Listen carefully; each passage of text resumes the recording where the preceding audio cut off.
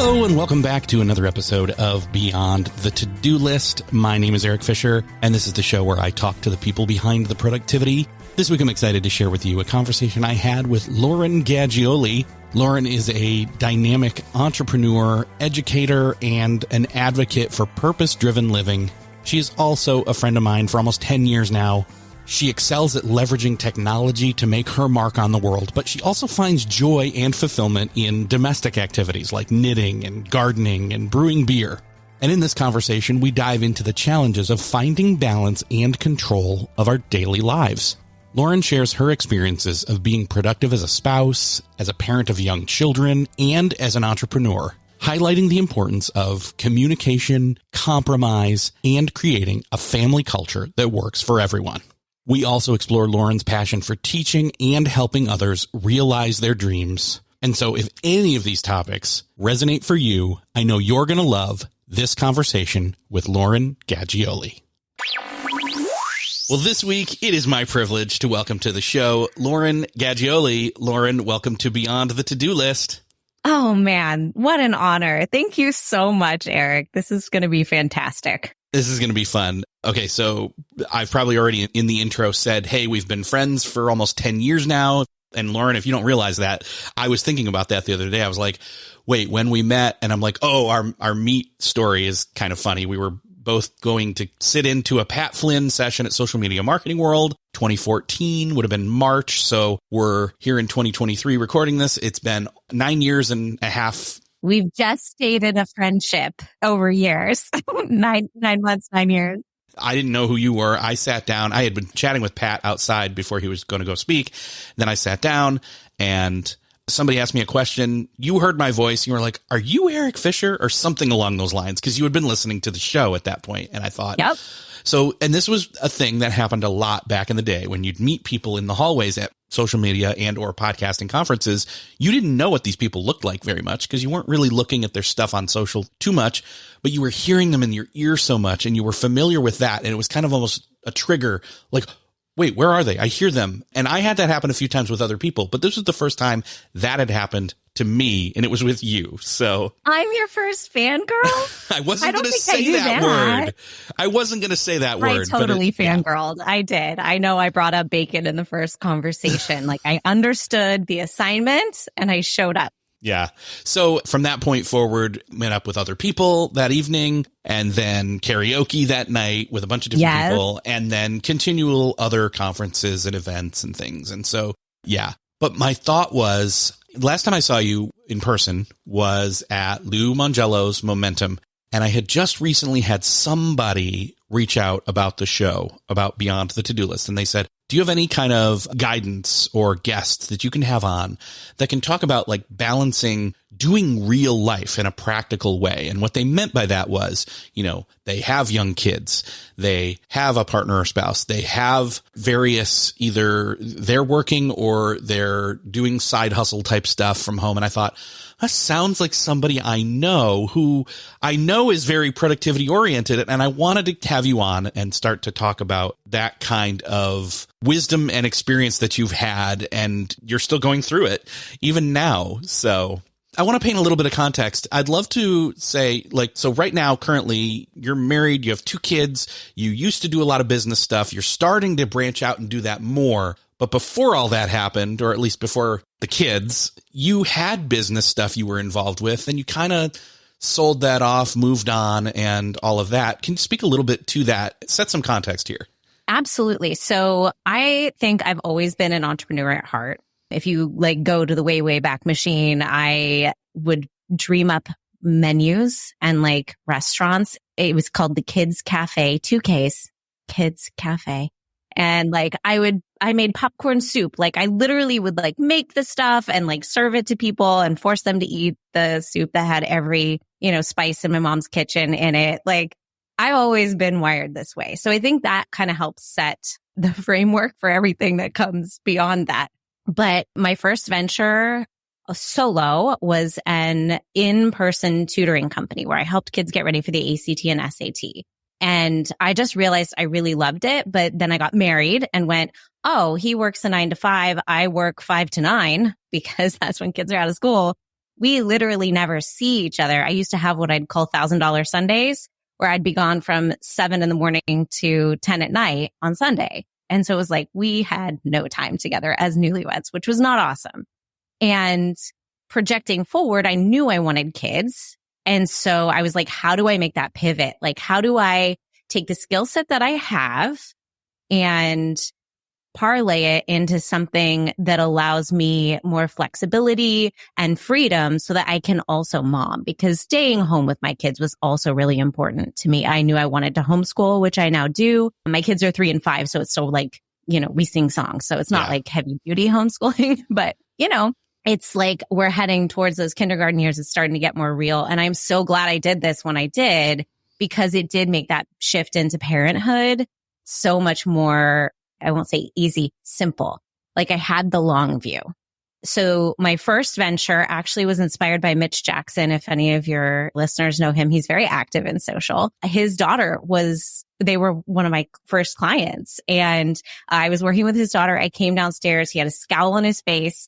And I thought I was in trouble, even though I knew his daughter was doing like amazingly. She was so smart and really dedicated to the work. And I was like, what is going on? And he goes, Lauren, why aren't you on Twitter? Like, I didn't even know how to react to that. I was like, I don't understand the question.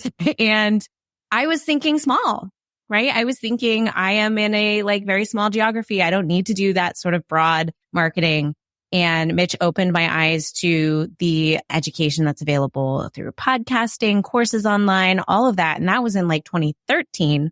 So that planted the seeds of where I was headed next. And where I was headed next was moving all that in-person offering into an online space. And I did asynchronous online ACT and SAT courses. And that's really how I cut my teeth in the online space, leveraging what I knew and just delivering it in a different method.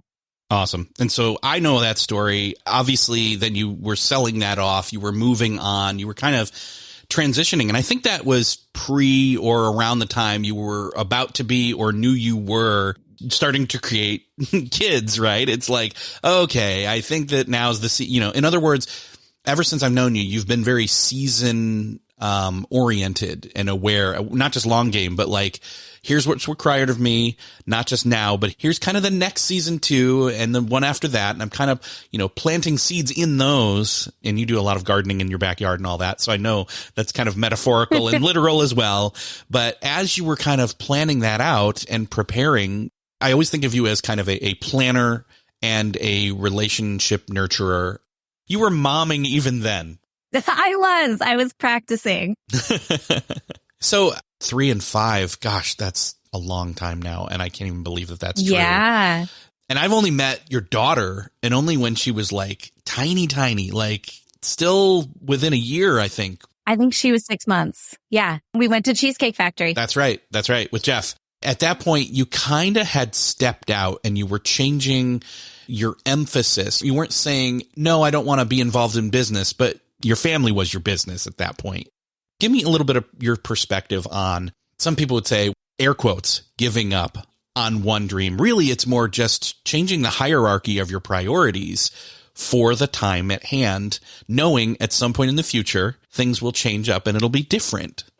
Yes. So you should know, I also have a background. I have a BFA in theater. And so I'm very much a yes and kind of girl. For my improv fellows out there, I don't like saying no to things unless it's a real hard no. I'm very curious by nature. I'm very interested and intrigued by all the different ways that you can apply all of the evolution of technology to carve your own way and make your own way in this world. And I think it's just, for a long time, I felt like I was born in the wrong era. In some respects, I'm very domesticated. Like I knit, I crochet, I garden, I, brew beer, which is traditionally women's work. I also love to cook. Like I'm very much like a hands-on homey mom. And you have to say it with that emphasis, homey mom. Like you have to say the Midwest side. But I also really love the idea of being independent too. So it's like, for me, it's this constant toggling between like, what am I doing for me? What am I doing for them? What are we doing for us? And then how do we take care of our responsibilities in each of those domains? So for a long time, I felt like I was born in the wrong era because I was so domesticated. But then once I discovered online business, I was like, oh no, the opportunities now are just tremendous. However, the dark side, and as we know, there's always a dark side. You look out there and you go, oh, there's everything.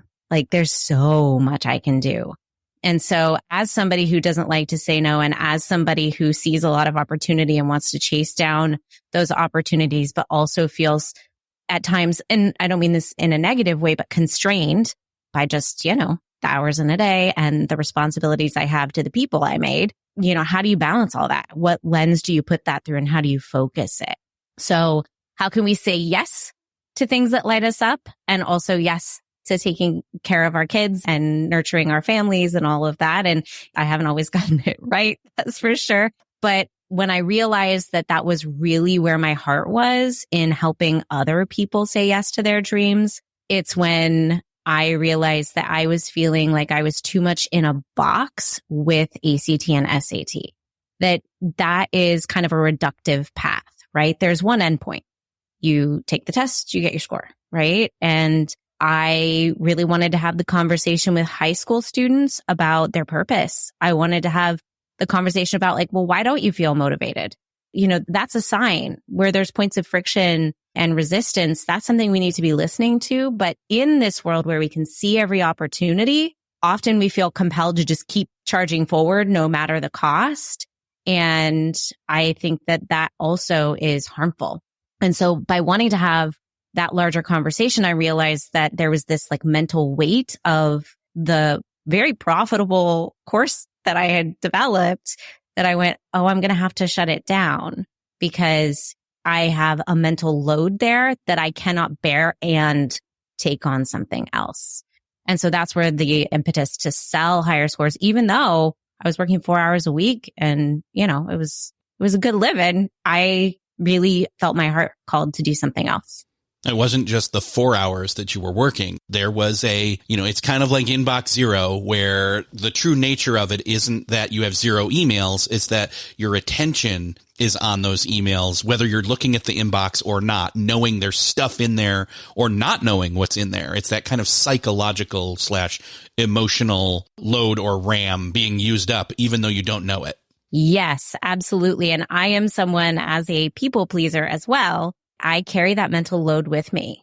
And that was really the thing. I could see how many clients could come into the course and I felt beholden to them because I gave them so much access that if anybody called in their bet at any point, like I had to be able to pay up. And the exchange was my time in that exchange. And I felt really uneasy about how big it was getting and how many students were coming through at a given time. And it wasn't my passion. I think it would be a different play if I felt more called to support those students in that way. And as soon as I heard the hollerings of my own heart that I was out, I really had to go, oh, I realized something. And I actually built my own Deus Ex Machina. Like the course that I am now teaching on purpose, it is the thing that transitioned me out of my company. I built my own lifeboat. And I don't know why all the things converged in the way they did to allow me to do that. But I always Princess Leia is one of my favorite characters. I tell my daughter all the time, we're going to be self-rescuing princesses. Not that we can't ask for support, but this is something that's really important that we understand how to take care of ourselves. And something inside of me told me I needed to do that at that time. And it allowed me to make that leap when the time was right. And it was about lining, everything up appropriately and having patience as well. But the second I knew I was out, I was like, okay, let's start moving in that direction then. That's awesome. It just occurred to me, you didn't want to be the test prep helper. You wanted to be a guidance counselor, really. You wanted to help people plumb the depths, and you wanted to ask the right questions that they weren't asking themselves, or at least ask them in a different way. That's like, what do you want to be when you grow up? No one knows that answer, but we do know what we're interested in. And we do know what's, you've said this in different ways, Marie Kondo, spark joy. And yes. I mean, I've seen that. Every conversation I have with you, you're asking me questions and I'm like, oh, I never thought of it like that. So, yeah. Well, thank you, because I know you do a lot of heavy lift in your thinking. So for me to be guiding you into areas you've never considered before, that's pretty awesome. Thank you. I was going to say, we were talking about, the whole, mental load and having that all on you. And you talked about, hey, if any of your students or clients called in the favor that they were completely allowed to do, you'd have to be on call for them. And that's kind of that, mental load thing.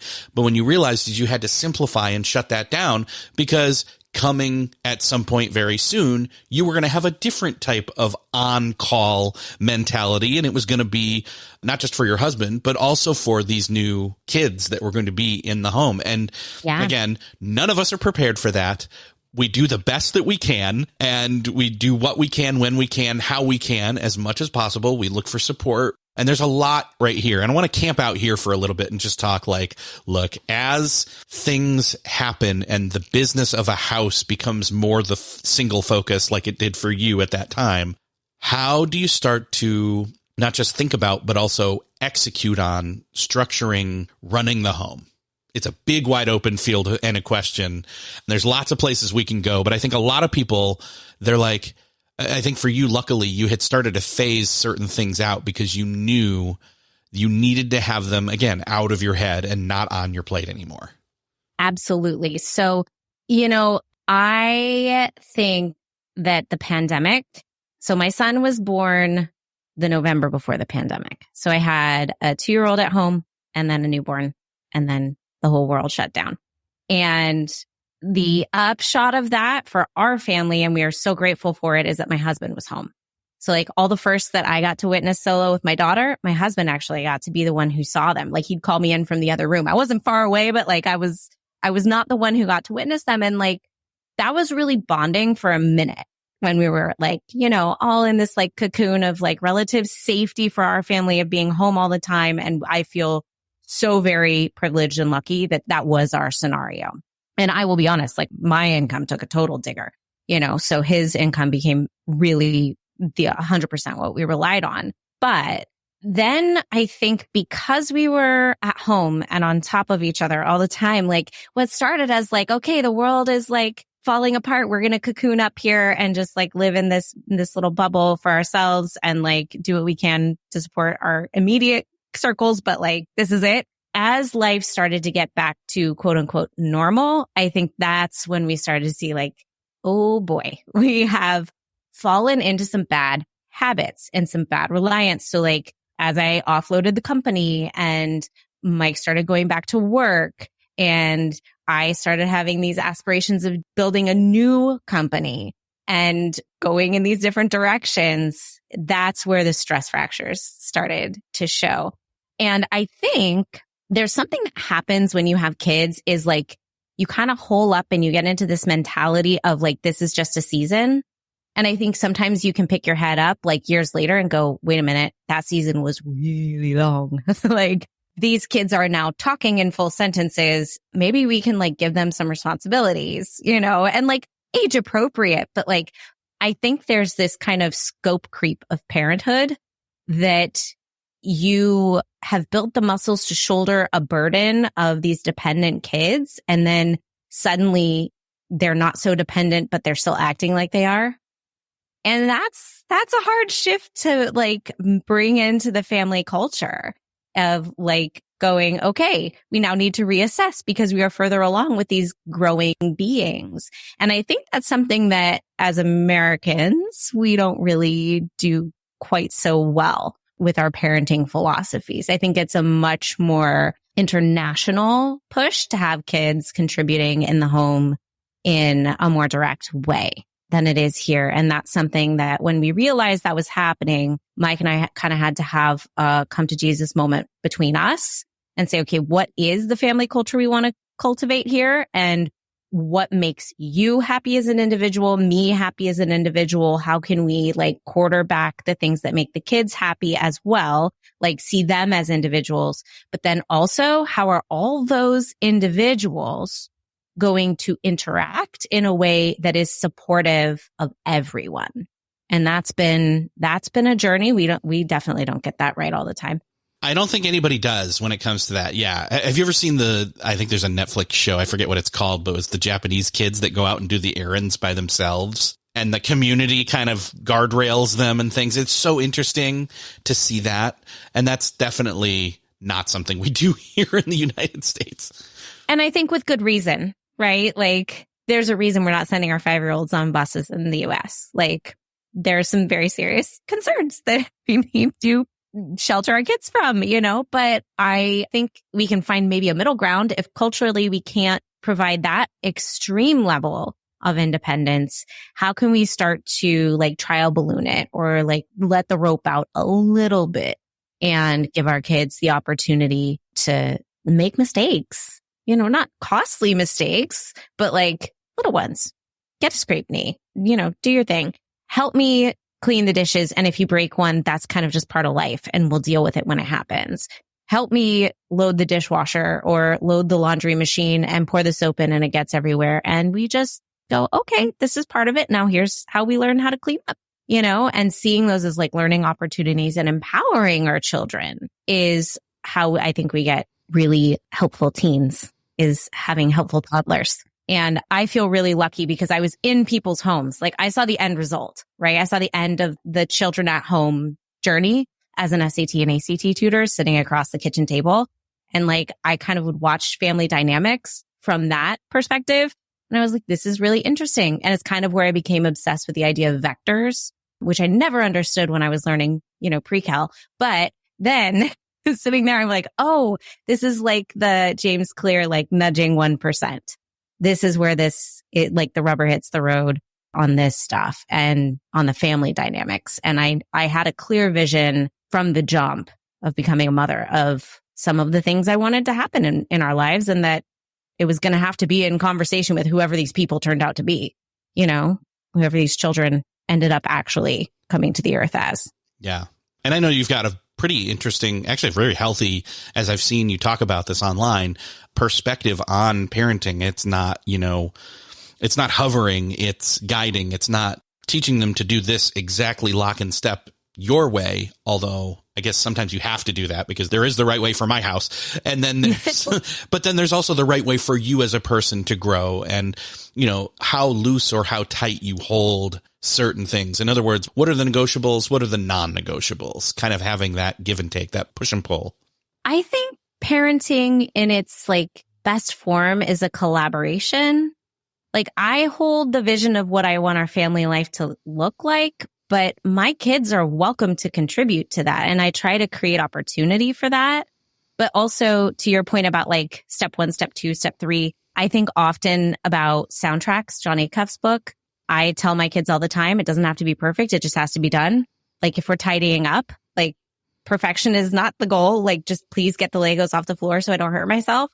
That's the goal. But I also am kind of fixated on the concept of frameworks rather than formulas. And I think this holds true for solopreneurs as well. That, if someone's handing you step 1, step 2, step 3, step 4, I don't believe it. I don't think it's going to work because who we are necessarily shifts what we ought to be doing. And so like thinking about like mental bandwidth and the mental load of certain products and services, like one thing I'm just never going to create, or I shouldn't say never. Maybe there will be a season of life where it feels okay. I say never. And then of course, like tomorrow I'll come up with an idea that jettisons this, but I really don't like the idea of memberships. And like, that's all the rage right now. Memberships. And like, it feels like building myself a golden prison. And instead, I'm going to do asynchronous courses because when the pendulum swings and people start talking about courses again, and I'll just be sitting right there. And also, I think some people prefer to learn that way. And if you build them well and can facilitate transformation in a way that feels high touch, but is actually highly leveraged and just really well constructed from the get-go, I think it's a much more viable option for me and this season of life and what I know and imparting that knowledge in the best way that I possibly can. So, I think as a society, I think we always look and go kind of like, the idea is out there. The answer is out there. I'm going to read the next self-help book. I'm going to read the next parenting book. I'm going to go and look for all the things that are outside of myself. And gosh, isn't it just the pits when you realize that the answer was inside you all along? The friends we made. It was the friends we made along the way. And yes. Just, we do not hit pause long enough to hear ourselves. And I really think that the gas in the tank for productivity is from self-knowledge. And honestly, this is part of why I wanted to talk to you, because I know you talk a lot about and have thought a lot about and have a course on, basically purpose. If I can echo what you just said, I think one of the things that we do so often is just close out, hit pre-record. I was like, I'm done with this week, because we're recording this on a Friday. And I'm just like, I'm just done with this week. When we're done, I'm done for the week. And I think we go with that mentality and say, okay, I'm going to run till I can't, and then I'm going to stop. And then I don't leave time to kind of decompress in a proper way in terms of what I'm thinking, what I'm feeling, having any amount of self-awareness, checking in with myself so that I've got my, air mask on the plane first so that I can help other people. Right. And we act, and I should say we react more than we act, based off of just assumptions of, I haven't checked in with myself. I haven't checked in with the others around me enough. And so everything stays the same and keeps moving in that same flywheel, but we haven't questioned whether that's really where we're at or what needs to be done anymore in that way. Yes.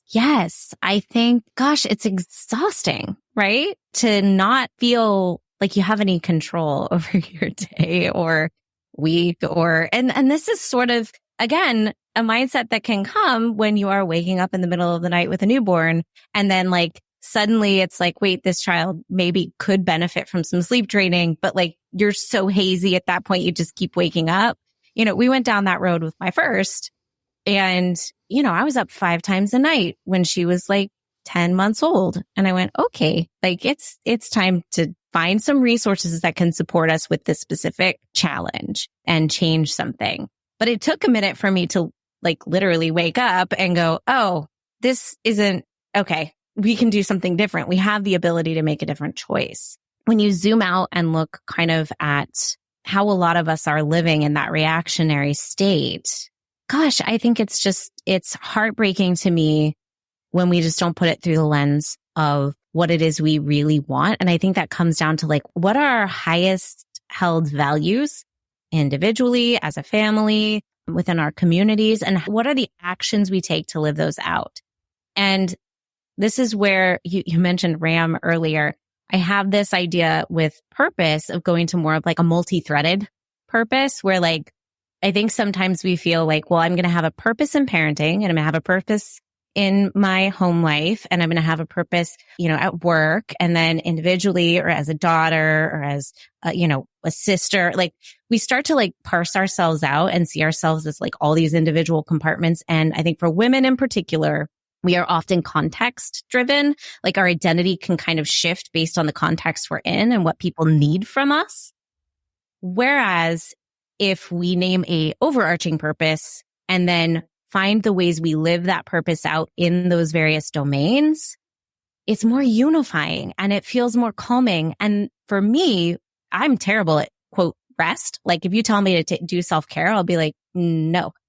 And so instead, what I need is to know, have I executed some action, a small action, 15 minutes, an hour, 15 hours, it doesn't matter. It can be little, big, whatever. Have I executed some action that moved me towards my purpose, or where I was acting within my values-centered purpose in some domain, any domain?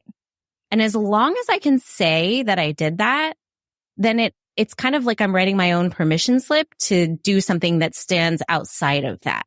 And to me, the standing outside of that, even if it looks like, quote, adulting to someone else, which is not restful, I actually do find it restorative. So if I've lived in my purpose, I have a stronger sense of oh, I can go water my garden and just stand there for 10 minutes and listen to an audiobook or not, whatever the case may be. And yes, I'm doing a chore, but it feels more like rest because the purpose-driven stuff for me is where the heavy lift is.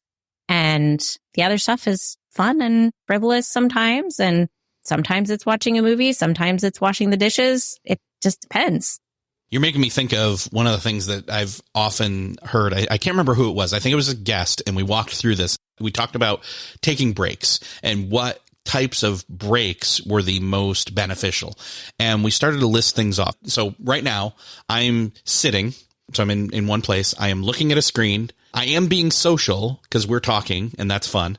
Let's see what else. I'm inside, and I don't have any beverage here sitting with me anymore. I used those up. So the best break for me when we're done is, one, instead of sitting, I stand up. Number two, stop looking at a screen. Number three, we're socializing. So me maybe taking some alone time, quiet time. I'm inside, so going outside. And the other one would probably be walking. And the thing is that any of those, you take a look at all those different switches and you say, okay, now switch it to the opposite and try to put those together. So if we weren't recording right now, I was just staring at a screen and alone, me using my phone and talking to somebody and being social would be flipping that switch to the opposite way. And so that's what that feels like. And so when you said the watering the garden thing, it made me think of sometimes one of the best breaks that I can do is to get up, walk away from my desk, stand, and then do something tactile that is honestly also productive. Like, I don't know, load or unload the dishwasher or do the other ones that can't really go in there, and stand and, maybe listen to some music or something while I'm doing that. And it's flipping all those different switches. And I'm also still getting something done. And yet some people would say, well, but dishes is work. I'm like, depends on what I'm doing and what it is that I was doing previous and before and after. So. Yeah. And I think too, like going back to the mental load, right? Like there is a mental load to knowing that there's a task you're ignoring. And I don't think we always give that the credit it's due because, it's sometimes you just want to like, quote, be bad and like sit down and watch your show and leave the dishes for tomorrow. If that jives with what you're okay with, then by all means, like have at. But I think for most of us, if we are kicking the can down the road to future us, and that does carry a weight. Yeah, that procrastination has consequences, and there are ways to, deal with that, ideally. But I think the other thing that I'm trying to figure out here is, and again, I've got an 18-year-old who's about to leave the house. I've got an about to turn 12-year-old son, and, he's got I keep saying, dude, you're going to have a whole bunch more chores to do soon. Hey, because it's all going to be on you. No. And that dynamic just suddenly changes. And it's a different dynamic than we had for this whole time. But I think the thing is it's based on what's most important. Again, we're going back to kind of applying that lens of purpose, taking the time to check in with yourself and the others. But then also okay, now based on what I've checked in about, how do I feel that's being lived out here in my home as far as the day in, day out, what needs to be done and who's dictating that and who's also organizing / executing on that? Yeah, I will tell you that the thing that's worked really well for us. So I am not a structure girl. All of us, I think, are on a scale of like rigid to fluid. And my husband's very rigid and I am very fluid.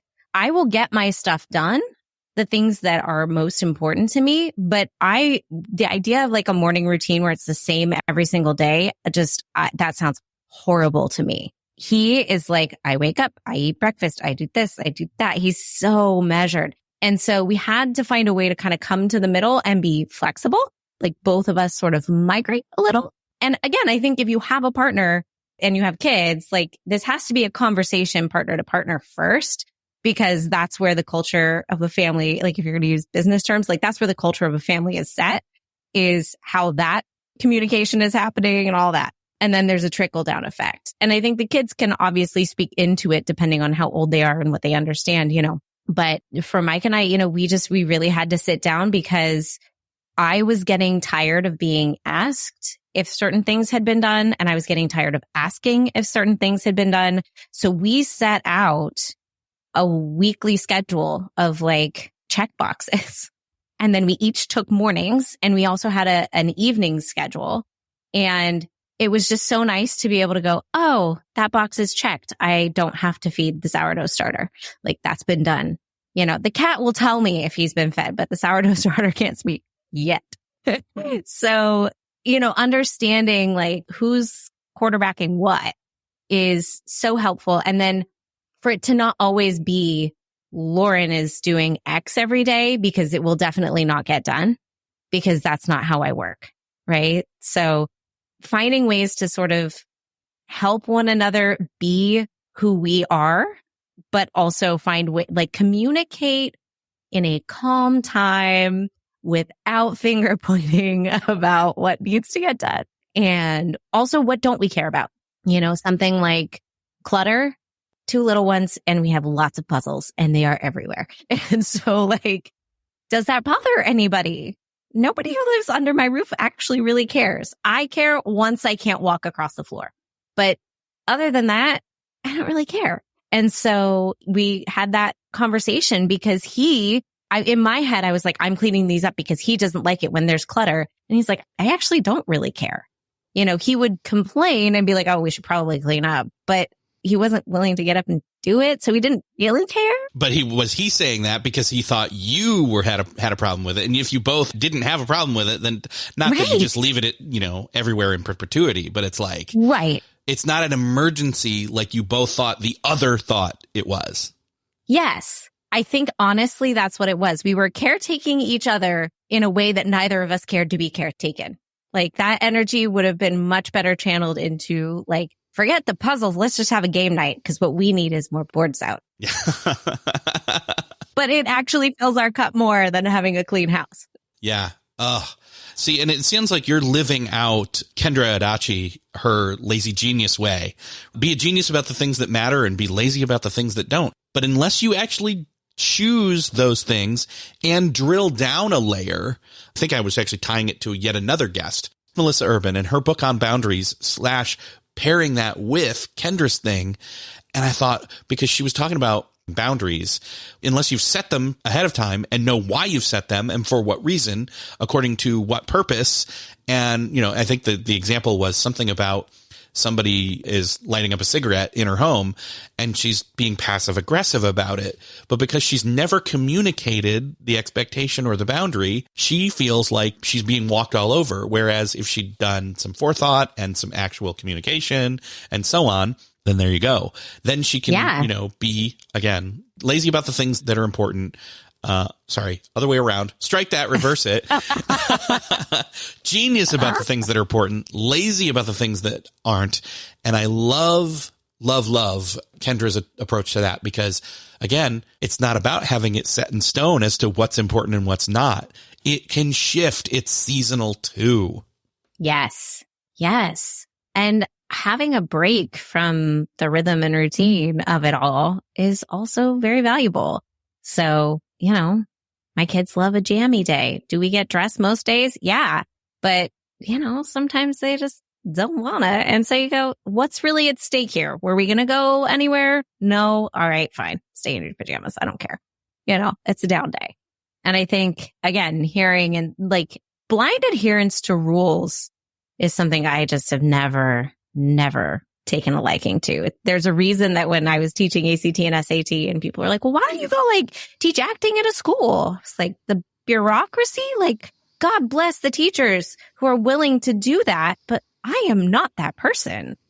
Yeah. The thing is that it comes down to, if we're not going anywhere, you have to have the rules and then the exceptions to the rules, and you've got to know them. I can't help but think that for example, most of today, and I'm throwing my son under the bus, but whatever, he'll never listen to this. I'm sure he will never listen to his father's podcast ever in his life. Trust me, let alone go back years in the past once he's at the point of maybe listening to podcasts. I don't know. He spent most of the day in pajama bottoms, and that is it. No shirt, nice. No nothing. And it's just but hey, I was doing stuff all day. His sister was working on a college course that she's taking to prep for the fall, being ahead and having one under her belt. And mom was doing other stuff outside the house all day. And it was just well, who cares? I could be the stickler and say, dude, I don't want to see your bare chest anymore. But it doesn't matter. It just doesn't matter now, because no one's coming over and he's not going anywhere. And yet when he said, hey, can I go over, see if my friend can play? Can I go over to his house? I'm like, yeah. And then the problem took care of itself. In other words, he's responsible enough when it matters. So why stress out about it? And it takes us forever freaking ever to get to that point of understanding that. And then you look back and you're like, why did I stress out about parenting and home life so much? It's because we haven't thought it through as to, again, what is really important. And then everything just feels like hard all the time, constantly. Well, and I think too, and this is where I think the idea of parenting as a collaboration with your kids, again, not that they like, and not even that they hold it equally, right? Especially as they're younger. Like the idea is to like hand it off, their life to them, but like being respectful of the fact that they are their own individual. But I think as parents, we often put the pressure on ourselves and we start to do like forward projection. If he doesn't put on a shirt today, he'll be living in my basement when he's 52 and he's not going to wear a shirt then either. Like we travel all the way and we like build this story in our heads. And I think that when we do that, like every little thing has such weight. And I think it stresses our kids out. Like sometimes kids are just weird. They make weird choices and you're just like, well, as long as you're not hurting anybody or yourself, like, okay. So I think kind of having a little bit more of a inclination to say yes than no. I think kind of tipping the scales there when you see the stakes. And obviously there are instances where that is absolutely not the case. Like when safety is a concern or something like that, for sure. But I feel like we often kind of over our kids' shoulders and like nattering at them. And like, what would that do to you if someone was sitting over your shoulder, nattering at you through a whole meal? Like, eat this.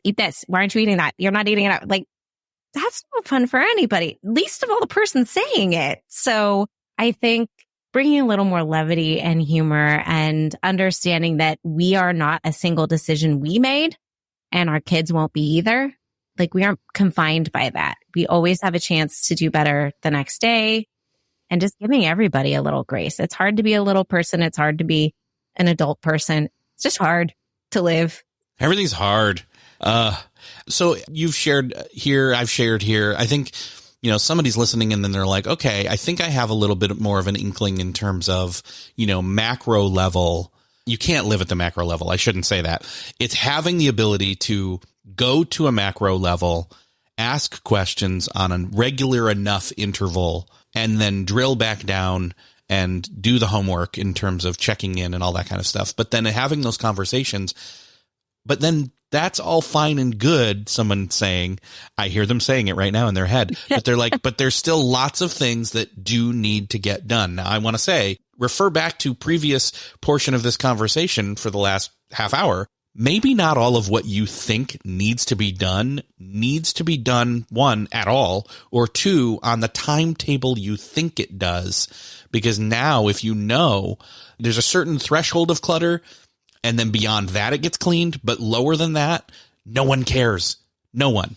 Not the people outside your house, not the people inside your house, including you, unless you have some wrong belief, right? Like your example, you both didn't know, the other didn't care enough. And so suddenly you both are carrying a load of stress that didn't need to be carried. I would say assess that first. But then once you move past that point, there's still all the things that need to be done. So how do we start to approach that never-ending to-do list of things that still seems, even if we've pared it down, there's still lots of stuff there? How do you, as you/the family, execute on that and make that work?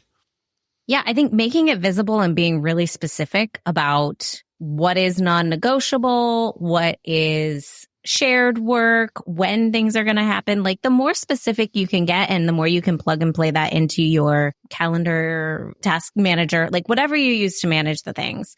I think you really have to decide about the opportunity cost, right? So like right now, I am developing, I have one and I'm developing a second and they're launching the same day because I'm a crazy person. I have 2 online courses that I'm launching.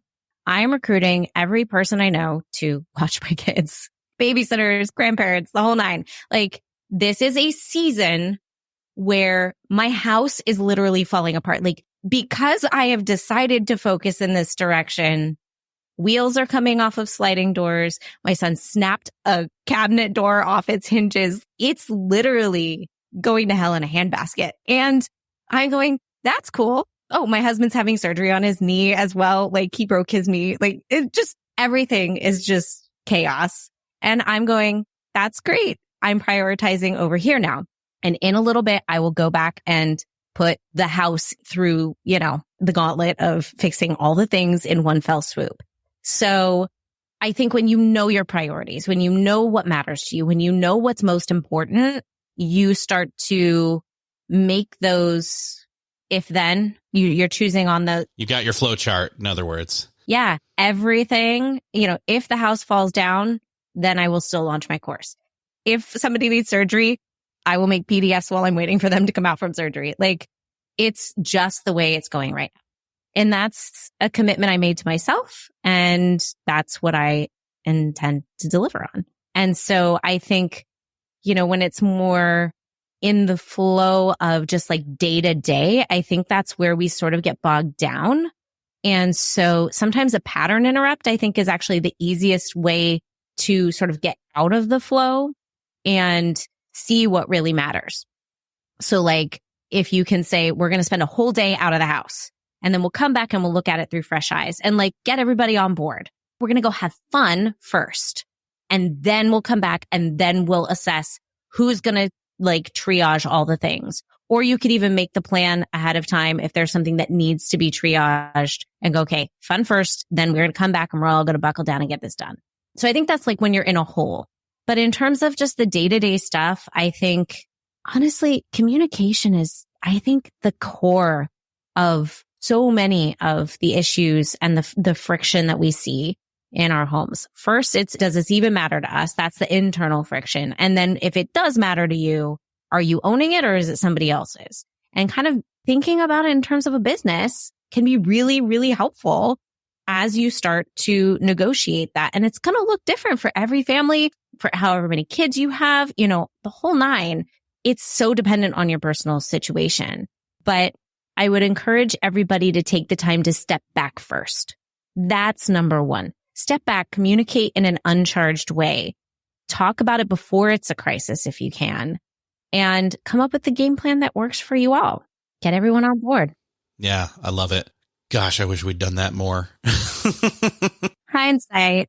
And the thing is that, hey, for the first almost 7 years, we had just the one kid and now she's about to leave. And now for the next almost 7 years, we have just the one kid at home consistently. And it's these seasons and the dynamics change. And again, it's fluid. It's way more fluid than people think. And so, well, if it's fluid, that means it can pour and adapt into different scenarios, but you just have to be aware of it being that way.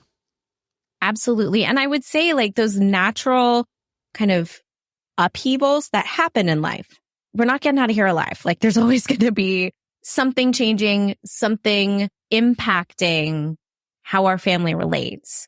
And I think when those large scale events happen, it's a great time to assess and say, hey, has this thing been working for us? When Mike and I realized we were on the other side of a pandemic, I mean, COVID's not going anywhere, but like we're no longer in lockdown. We're no longer, going through all that. We were on a walk and I was like, this just isn't working for me anymore. And he was like, yeah, actually, it's not working for me.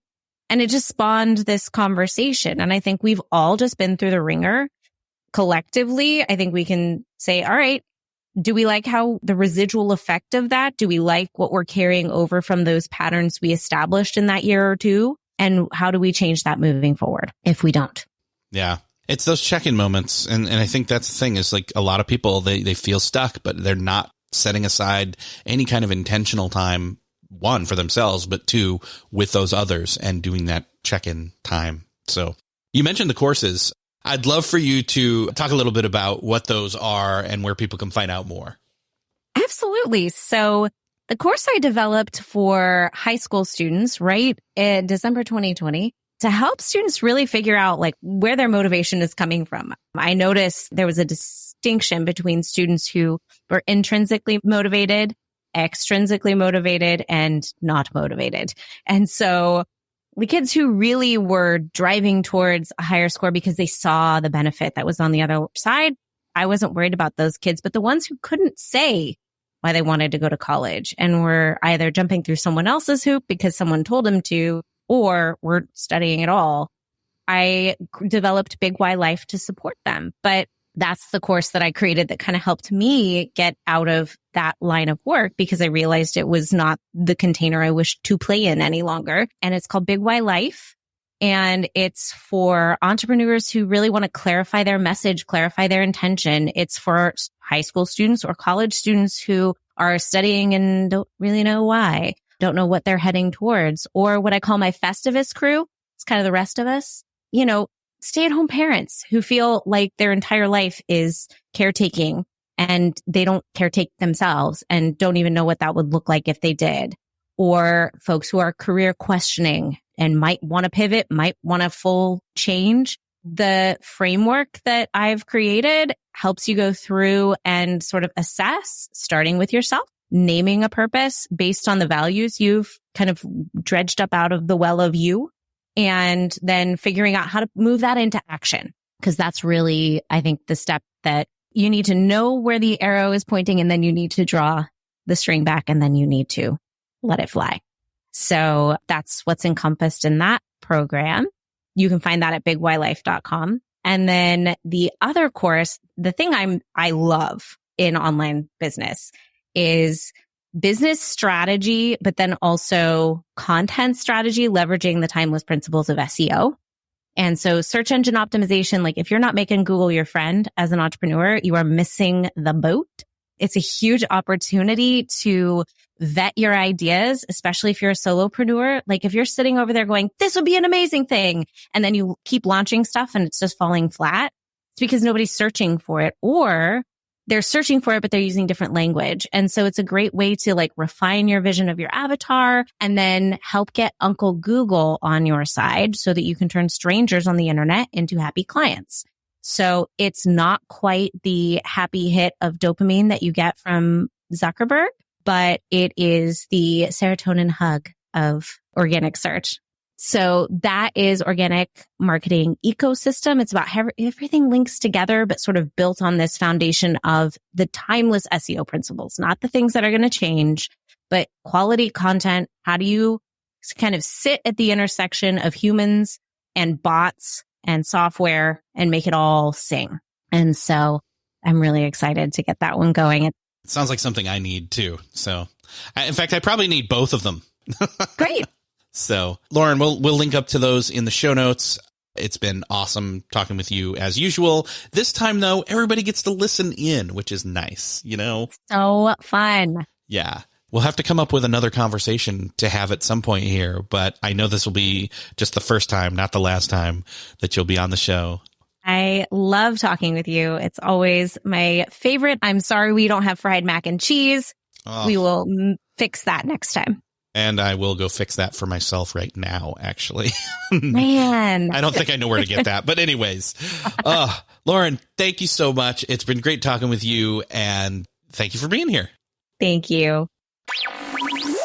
Well, that's another podcast crossed off your listening to-do list. I hope that you enjoyed this conversation as much as I did with Lauren Gaggioli. Make sure to look up her courses that are coming up in the show notes for this episode. You can find them at beyondthetodolist.com. And if you found this podcast helpful, consider supporting it by using the link in the show notes. You can also find that at beyondthetodolist.com/sponsors. And also, if you found this show helpful, consider sharing it with somebody that you know needs to hear it. Hit that share button in your podcast player app of choice or wherever you're listening to this. Send it to that person that you know needs to hear it. Thank you again for sharing. Thanks again for listening, and I will see you next episode.